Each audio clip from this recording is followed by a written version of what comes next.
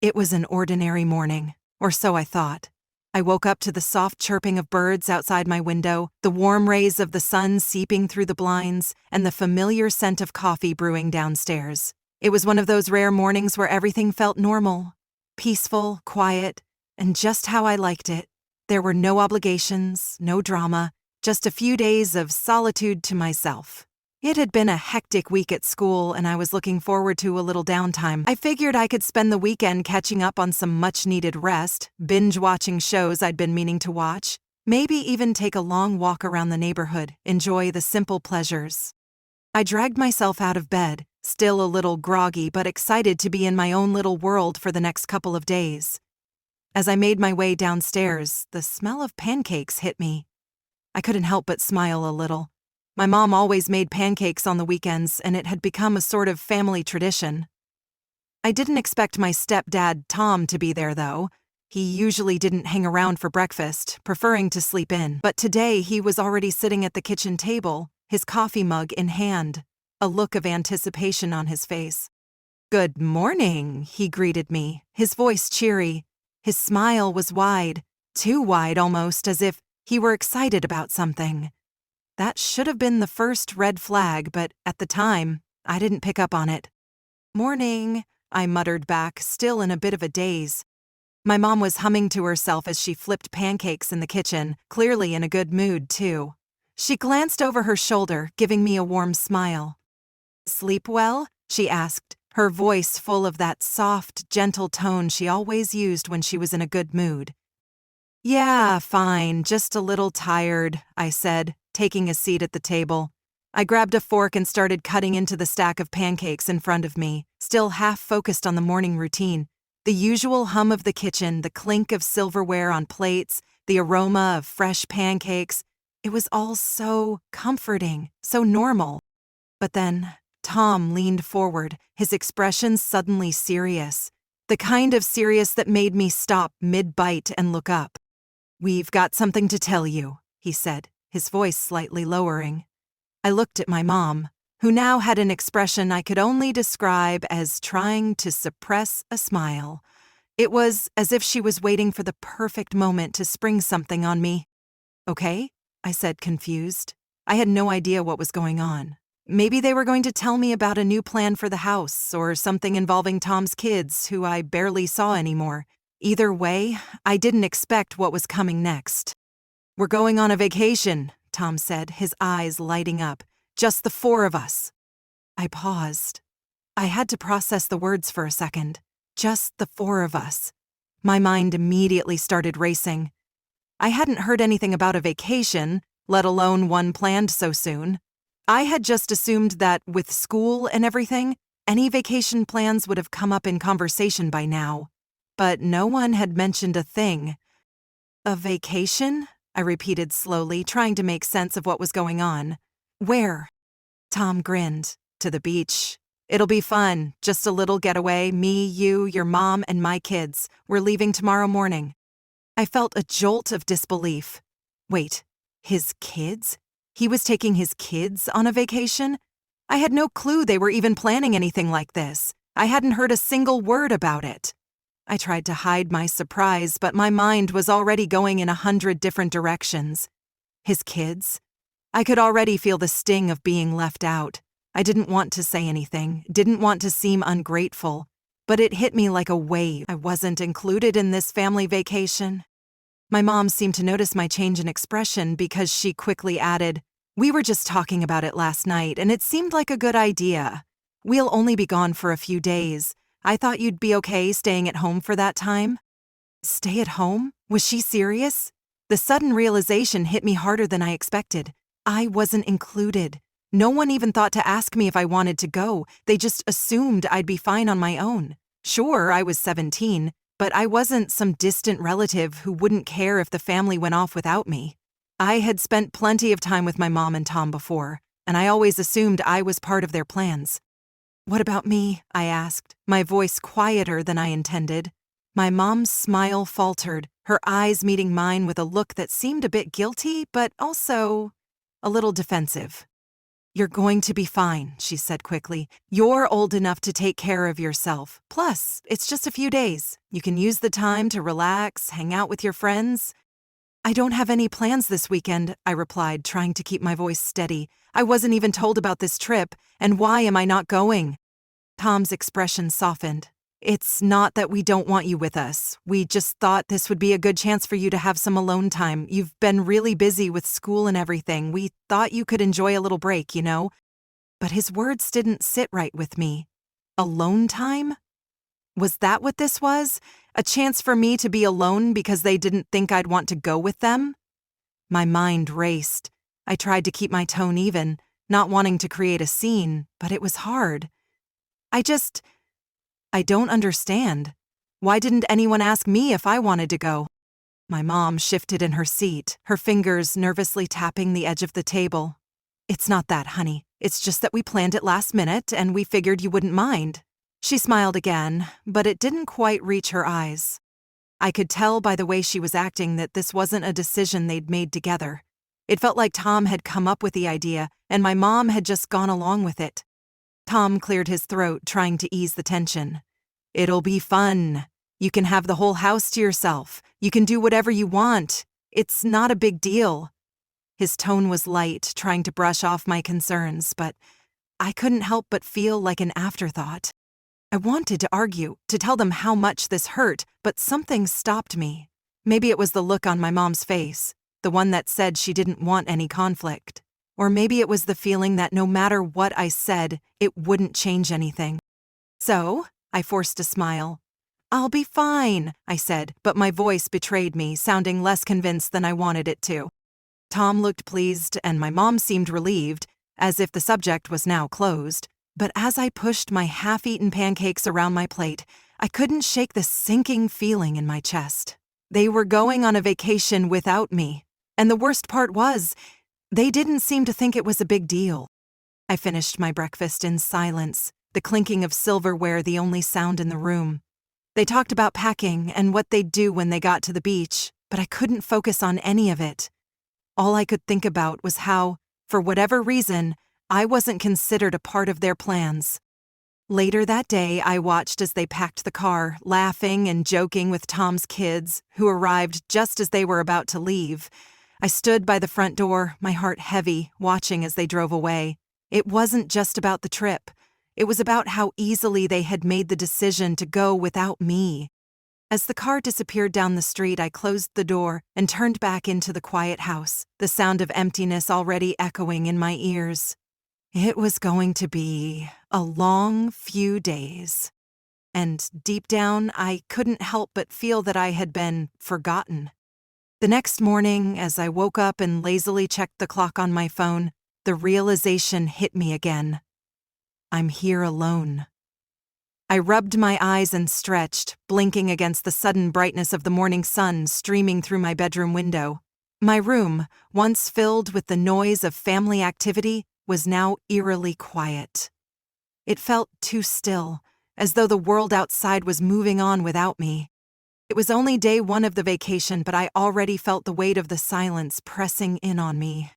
I pulled myself out of bed, trying to shake off the lingering feeling of being forgotten, of being left behind. The house felt too big, too empty. The sound of the coffee machine whirring in the kitchen would usually bring some comfort, but today it only seemed to echo in the vastness of the space. There was no one to talk to, no one to ask about plans for the day. I'd become accustomed to a certain kind of busyness in the house, even with just me and my mom. Tom had always been around too, even if only for short bursts. But now, I was completely on my own. I pulled on a hoodie and wandered downstairs, the quietness of the house making my footsteps sound louder than usual. The empty kitchen was the first thing I noticed. No one was there. No laughter, no conversations, no bustling around to get ready for a trip. It was just me and the smell of stale coffee that lingered in the air from the morning. I opened the fridge, unsure of what to make for breakfast. It seemed strange to eat alone in the kitchen, as though I was missing something important. The thought that my mom and stepdad were somewhere enjoying a vacation while I was here in this quiet house gnawed at me. I wasn't mad at them. Not exactly. but there was this undeniable feeling of being left out, as if my presence wasn't significant enough to be considered when they made plans. The hurt was more subtle than anger, but just as sharp. I grabbed some cereal, mindlessly pouring it into a bowl, the clink of the spoon against the edges of the bowl the only sound in the room. I sat down at the table and absent-mindedly pushed the cereal around, lost in my thoughts. I was stuck between a few emotions: loneliness, confusion, and a strange sense of abandonment. Why hadn't anyone asked me to come along? Was I really just that easy to leave behind? The phone vibrated on the table, pulling me out of my thoughts. I glanced at the screen, hoping it was my mom checking in, or a message from one of my friends. But it was a group text from Tom's kids, the ones I hadn't seen much of lately. There were pictures of the beach, a sunset, and the beach house they were staying in. I could see their smiling faces, the waves crashing behind them, the sun setting in the background. It was a postcard-perfect scene, and it made my stomach twist. I didn't want to look at it, but my eyes were glued to the screen, as if I couldn't look away. I quickly unlocked the phone and typed out a short reply, trying to sound casual. "Looks nice. Hope you're all having fun." I wasn't expecting a reply. They didn't really ever reach out to me unless it was some group activity, a family thing. I wasn't really part of that anymore, it felt like. I set the phone back down on the table, but I couldn't shake the feeling of exclusion that settled deep in my chest. I wasn't mad at Tom's kids. They were just part of the family. But I couldn't help but feel like they were living a life I was no longer included in. After breakfast, I didn't know what to do with myself. I wasn't in the mood for schoolwork, though I had some assignments I could easily finish. But the thought of doing anything that reminded me of normal life felt like a drag. My usual routine, homework, studying, working out, seemed pointless. The house was so quiet, so empty. I wandered around the living room, stopping by the window and glancing outside at the neighbors walking their dogs and kids riding bikes. The world kept turning while I stood still, watching. I felt as if I were invisible, stuck in this quiet world where nothing was happening. I grabbed my phone again and tried calling my mom. The call went straight to voicemail. I tried not to be disappointed. I wasn't sure what I expected. Maybe for her to reassure me that they were thinking of me, that I wasn't forgotten. But when she didn't pick up, it felt like another small stab to my already bruised ego. I was overthinking it. I knew that. But in those quiet moments, when the house was still and I was alone, it was hard not to spiral. I texted her instead. "How's it going? How's the trip?" It wasn't a loaded message. I didn't want to sound upset. I didn't want her to think I was angry. But I also wanted to know she was thinking of me. I didn't get a reply right away, and the silence was louder than anything else. I took a walk around the block, trying to clear my head. The fresh air should have felt like a relief, but all it did was highlight the fact that everyone I knew, my family, my friends, had lives that didn't revolve around me. My mom had her life with Tom and his kids, and I had my own life. It wasn't a bad life, but it wasn't the life I had imagined when we first moved in together.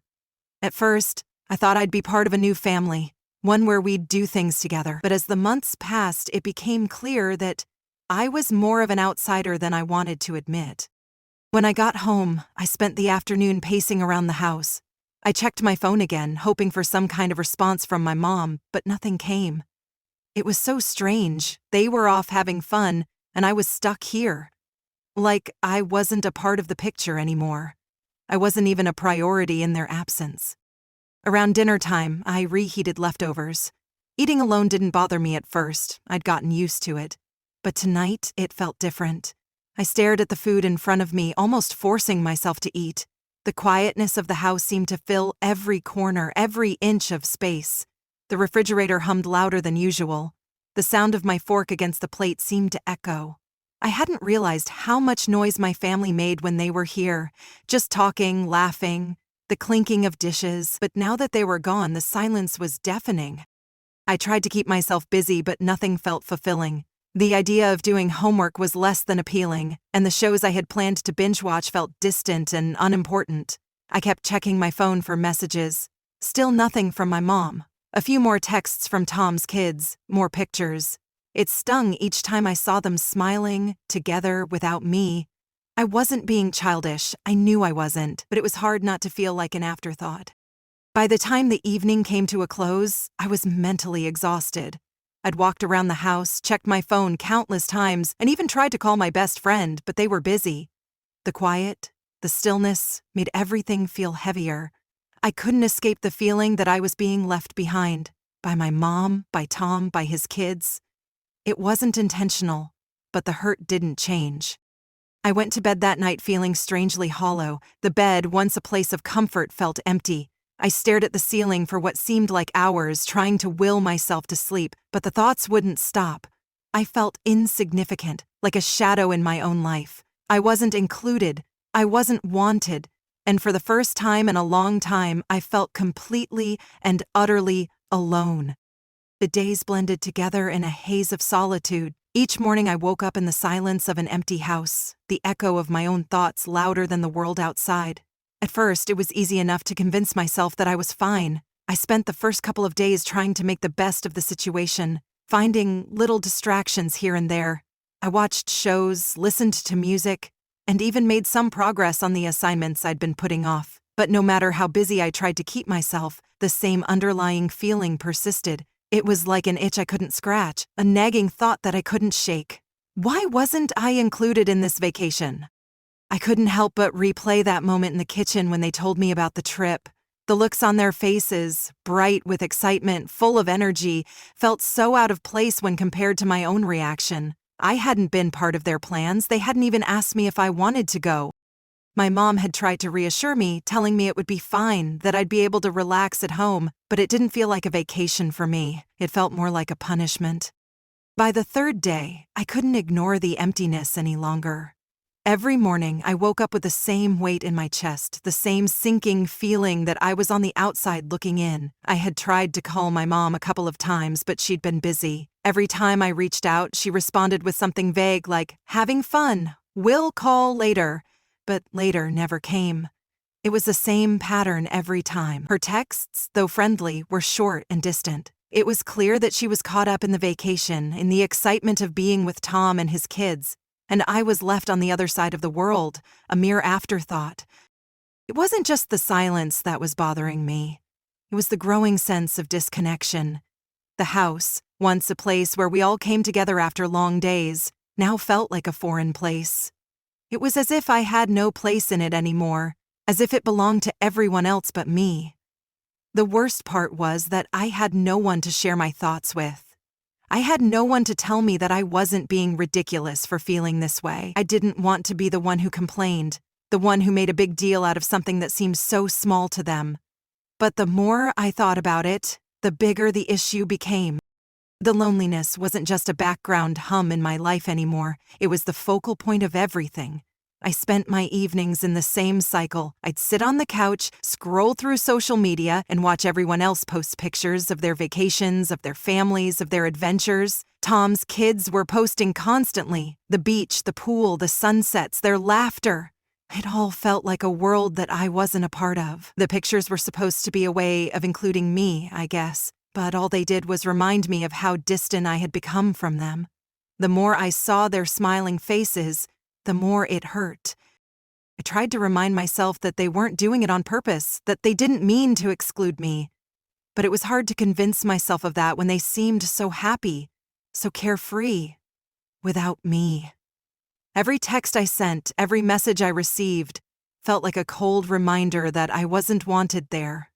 I even sent a message to my mom once, saying something simple like, "I miss you. Hope you're having a good time." It took hours for her to reply, and when she did, it was a single sentence.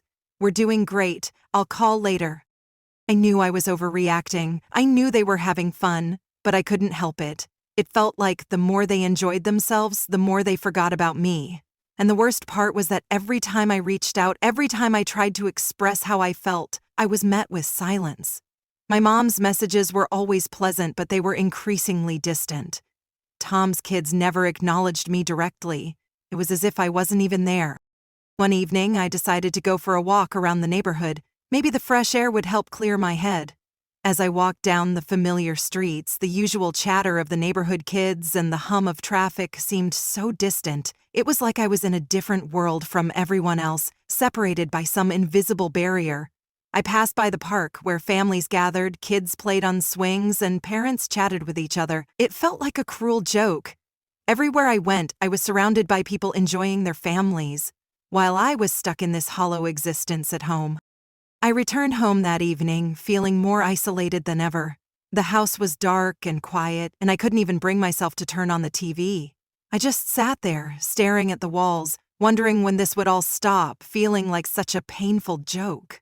Every text I sent, every message I received was a reminder of my place in the family, a place that felt like it was no longer there. It wasn't just that I wasn't included in this vacation, it was that I had been forgotten. I didn't even know how to bring it up to my mom. I didn't want to seem like I was complaining. That night, I sent one last message to my mom. It wasn't much, just a simple, "Are you okay? I hope you're having fun." But this time it wasn't out of concern for them. It was more like a last-ditch effort to break through the wall that had been slowly building between us. The next morning, I woke up to a text from my mom. "We're heading out for a hike today. The kids are loving it. Can't wait to share more pictures when we get back." It wasn't what I wanted to hear. In fact, it felt like the exact opposite of what I needed. It was as if she was so caught up in everything, so focused on how much fun they were having, that she didn't even see what was happening to me. I was becoming a ghost in my own life, and I didn't know how to make them see it. I didn't know how to make my mom understand the pain I was feeling. It wasn't just about the vacation anymore. It was about how I was fading out of their lives. I spent the rest of the day in the same routine. The house felt even quieter now. I couldn't bring myself to turn on the TV or pick up my phone. It was like everything I did was a reminder that I was alone, that I didn't matter. I thought about reaching out to my friends, but I knew that wouldn't help. They didn't understand.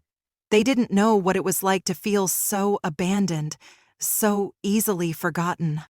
That afternoon, I found myself staring at the clock on the wall, watching the seconds tick by, feeling the emptiness grow with each passing minute.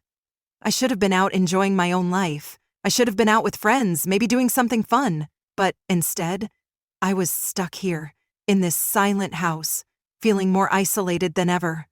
I hated myself for letting it get to me, for letting this situation feel so much bigger than it was. But no matter how hard I tried to convince myself that it didn't matter, it did. By the time my mom texted me again later that night, I was too exhausted to care. I had already checked out emotionally. I had already made peace with the fact that this wasn't going to change. She sent another picture of Tom's kids, smiling as they sat on a rock overlooking a canyon. It was beautiful, of course, but it only made the pain inside me worse. It reminded me that they were all having a great time while I was left behind. I didn't reply. I didn't know what to say anymore. The silence between us was growing thicker, and I didn't have the energy to fight it. The days passed, each one feeling more isolating than the last. I had become a shadow in my own home, and I couldn't escape the feeling that I wasn't even a part of their world anymore. My mom and Tom were out there creating memories, while I was left behind, stuck in the same old routine, waiting for a call that would never come. By the fourth day of being home alone, I had settled into a kind of numbness. It wasn't that I was feeling better, rather, I had stopped feeling at all. I woke up, ate breakfast, and then went through the motions of the day without much thought. The house had become a shell of its former self, quiet, empty, and a constant reminder that my mom and Tom were somewhere out there having the time of their lives without me. Even the texts from my mom, which I had once eagerly anticipated, now felt like nothing more than a cruel formality. The pictures, the updates, the one-word responses, they no longer filled me with longing or sadness. They simply felt hollow. I had spent so many hours staring at the walls, sitting with my thoughts, that I was beginning to feel like I was losing touch with myself. How had it come to this? How had I gone from feeling like part of a family to an invisible presence who existed only when they needed something? I hated myself for feeling this way. I knew it was irrational to feel this much pain over something so small, but I couldn't shake the feeling that I had been cast aside. It wasn't until the evening of the fourth day that anything changed. I had been pacing around the house again, checking my phone for the 100th time, when I heard the unmistakable sound of the front door opening. My heart skipped a beat, and for a moment, I thought maybe my mom had returned early. Maybe she had realized how much I was struggling, and she was coming back to make it right. But when I walked into the hallway, I found that it wasn't my mom at all. It was Tom. He stood there, his duffel bag in hand, a tired look on his face. For a brief second, I felt a wave of frustration wash over me. What is he doing back here? Why had he returned when I was still so painfully aware of being left out? But before I could say anything, he spoke, his voice softer than I expected. "I'm sorry," he said, his voice strained. "Can we talk?" I was taken aback. Tom was usually the one to avoid confrontation, always trying to keep things light and pleasant.